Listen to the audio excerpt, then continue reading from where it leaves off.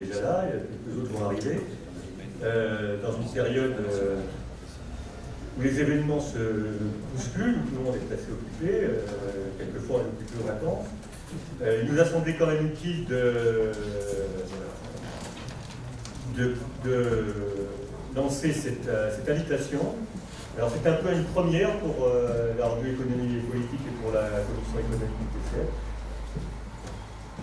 Frédéric, tu peux peut-être venir, mais je pense qu'il pourra éviter tout seul à la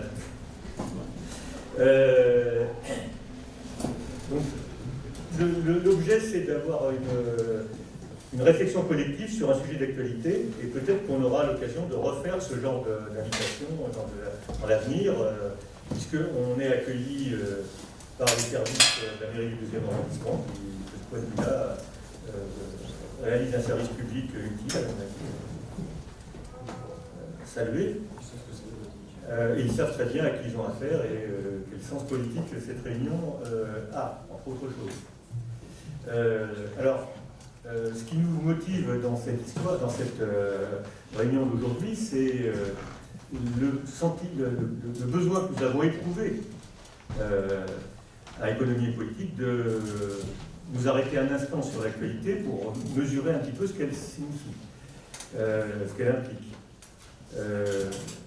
À la fois du point de vue de l'analyse du phénomène, donc on vous propose une première partie de l'après-midi qui serait consacrée à une analyse du phénomène Macron, ou plus exactement à un débat sur le phénomène Macron, parce que je pense que sur beaucoup de choses, on va se trouver d'accord assez rapidement, mais il faut essayer d'aller un petit peu plus loin. Donc je proposerai quelques éléments de réflexion pour essayer d'aller plus loin que simplement de caractériser Macron comme un politicien néolibéral avec un programme extrêmement dangereux. Je pense que jusque-là, je pense qu'on a besoin, et j'expliquerai pourquoi, à mon avis, on a besoin d'aller un peu plus profondément dans cette analyse pour être efficace dans la riposte. Et l'efficacité dans la riposte, ça repose aussi sur une démarche politique, et c'est là-dessus que Frédéric interviendra ensuite. Ce qu'on vous propose, c'est que le débat se passe en deux parties, que la deuxième partie porte plutôt sur les types de démarches, d'initiatives, d'orientation politique qu'on pourrait préconiser pour traiter, du point de vue de l'économie, la situation politique qui se trouve présente aujourd'hui, bien entendu dans le cadre de l'activité du Parti communiste français. Donc on sait qu'il est en train de préparer un congrès important, et donc je suppose aussi que nos réflexions d'aujourd'hui, j'espère qu'elles pourront aussi aider à éclairer la teneur des débats. Donc voilà la proposition qu'on vous a faite, et donc merci beaucoup d'avoir répondu à la proposition. Je pense que c'était assez clair dans l'invitation. Ce qu'on a donc proposé, ce qu'on a prévu, c'est de commencer par un petit exposé sur le thème qui figure là sur l'écran. Donc ce que je voudrais dire, c'est pas vraiment une introduction comme on sait les faire dans nos instances, et particulièrement en matière économique, où on peut être très exhaustif et très, très long. C'est plutôt, j'aimerais provoquer au débat en mettant en évidence quelques points qui me paraissent mériter attention. Donc, évidemment, on a un président de la République qui s'appelle Emmanuel Macron et qui occupe le centre de l'actualité pour des raisons évidentes. Ce qui m'a semblé, moi, c'est que dans les derniers jours, ce qui apparaît de façon la plus évidente, c'est le caractère autoritaire de ce pouvoir qu'il est en train de mettre en place, qui n'était pas absolument évident avec l'image et le programme qu'il présentait avant l'élection présidentielle, mais là, les symptômes se multiplient, y compris l'introduction de l'état d'urgence dans l'ordre juridique ordinaire qui fait l'objet d'une manifestation cet après-midi même, on ne peut pas être partout, un certain nombre de participants qui le sont. Mais il y a tout le côté ultra-personnel du pouvoir qui va être manifesté par le congrès de Versailles de lundi après-midi, où les parlementaires communistes refusent de participer, là encore un appel à la manifestation, le comportement vis-à-vis des journalistes, le comportement vis-à-vis des réfugiés. Donc tout ça, ça donne un côté un peu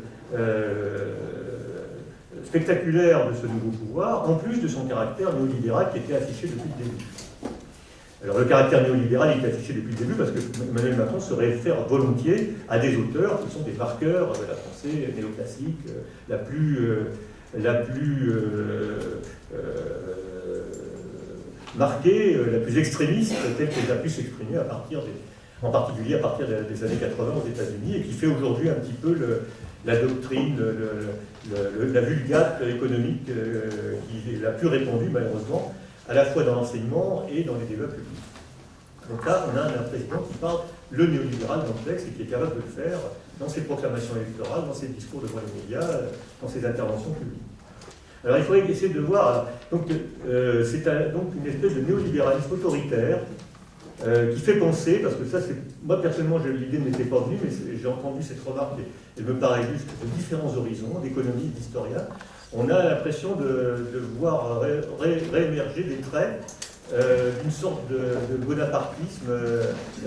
On a des réminiscences du Second Empire, y compris, alors à la fois avec cette volonté d'efficacité économique dans la tradition du saint-simonisme, et on avait les candidats En Marche, ça c'est un historien qui m'a fait évoquer la comparaison. Il y avait des points communs avec les candidats officiels sous le Second Empire. Tout le monde avait le droit d'être candidat, mais il y avait les candidats officiels, qui étaient plus candidats que les autres et qui étaient élus. Donc ça a un peu ressemblé à ça, les élections législatives. Et puis, il y a aussi, mais du coup, alors, avec la possibilité de pouvoir afficher un gouvernement, un personnel dirigeant qui emprunte, comme sous Napoléon Ier et sous Napoléon III, à tous les courants qui s'étaient affrontés précédemment. Donc il y a effectivement des ressemblances. Alors pourquoi est-ce qu'il y a ce côté assez déroutant à première vue et autoritaire? Je pense que le côté autoritaire il est lié à la nature de la politique qui est envisagée. C'est-à-dire, on a entendu suffisamment le MEDEF, les représentants du marché financier, du grand capital, se plaindre que les présidents précédents avaient des intentions de libérer les énergies en France, de faire des réformes, le grand mot clé c'est faire des réformes, mais qu'ils ne les avaient pas vraiment réalisées. Donc cette fois-ci, on va vraiment les faire. Et d'un autre côté, après tout, Emmanuel Macron n'a eu que 16% des inscrits au premier tour de l'élection présidentielle. Et donc il s'attend aussi à des résistances. Et donc il y a ce côté autoritaire, ce côté ça passe ou ça casse, dont on a pu avoir aussi l'expérience dans certaines gestions d'entreprise déjà, ou de services publics, avant même l'élection d'Emmanuel Macron. À 2 pas de la Banque de France, on a connu des choses un peu analogues déjà depuis un an ou deux.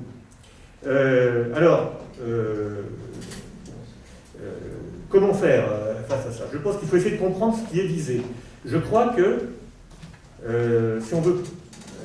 il faut voir, il y a me semble-t-il, un effort pour gagner la confiance de 2 interlocuteurs particuliers et privilégiés à travers une logique qui repose elle-même sur 2 piliers. Alors les 2 interlocuteurs dont Emmanuel Macron veut gagner la confiance, c'est les marchés financiers. Ça c'est très clair. C'est dans ses déclarations. Nous devons gagner la confiance des marchés financiers pour pouvoir financer efficacement la France. Et il joint le geste à la parole, puisque dans son programme, il y a la réforme de l'ISF qui est censée... L'ISF, c'est essentiellement un impôt symbolique. Et là, le symbole, c'est qu'on exonère les titres financiers de l'impôt sur la fortune. Ça veut dire quelque chose. Par ailleurs, il se prononce explicitement pour le développement de la finance de marché en faisant reculer la finance intermédiaire à travers les banques. Ça fait partie de ses déclarations, soit comme ministre quand il est ministre de l'économie, soit comme candidat, et ça sera sans doute aussi l'orientation de sa politique en tant que président et du gouvernement sur lequel il règne sans contestation. Donc ça, je crois que... Alors, on avait déjà ça dans le gouvernement précédent, on pourrait expliquer toute la politique de François Hollande par ça, mais là, c'est affiché, c'est explicite, ça n'est pas entouré de complexes ou d'éléments qui tendraient à atténuer cet engagement tout à fait délibéré en faveur de la mondialisation financière telle qu'elle a été imposée depuis les États-Unis, depuis maintenant une quarantaine d'années. Ça, c'est, je pense, le point principal. On veut gouverner la France comme les marchés financiers veulent qu'elle soit gouvernée, et par la même occasion, ça permet de satisfaire toutes les revendications du patron. L'autre interlocuteur déterminant et de façon très liée à l'interlocuteur précédent, c'est le gouvernement allemand. Et ça a été affiché par les premiers actes président de la République. Il est explicitement dit qu'on adhère en quelque sorte à la théorie, à la doctrine de Angela Merkel et surtout M.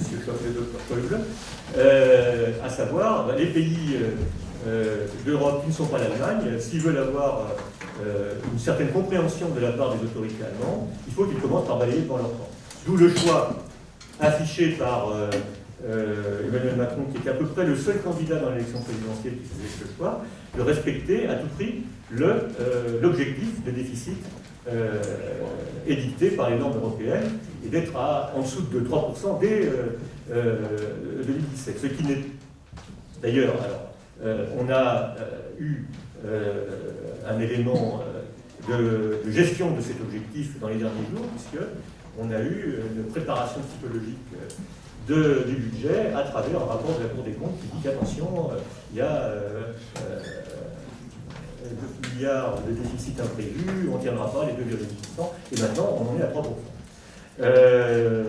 Et tout ça jusqu'ici, immédiatement, des discours extrêmement offensifs, extrêmement autoritaires, en disant mais c'est intolérable, il faut faire quelque chose, et donc on fait quelque chose, on commence par geler le point d'indice des fonctionnaires, mais ça ne s'arrêtera pas là. Macron a annoncé 60 milliards de réduction des dépenses publiques, 100 000 fonctionnaires en moins,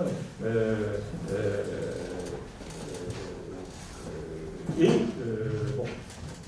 Donc, mais tout ceci vise à et justifie en disant mais si nous faisons ça, alors les Allemands vont coopérer avec nous. Et vous allez voir, Angela Merkel va accepter les propositions.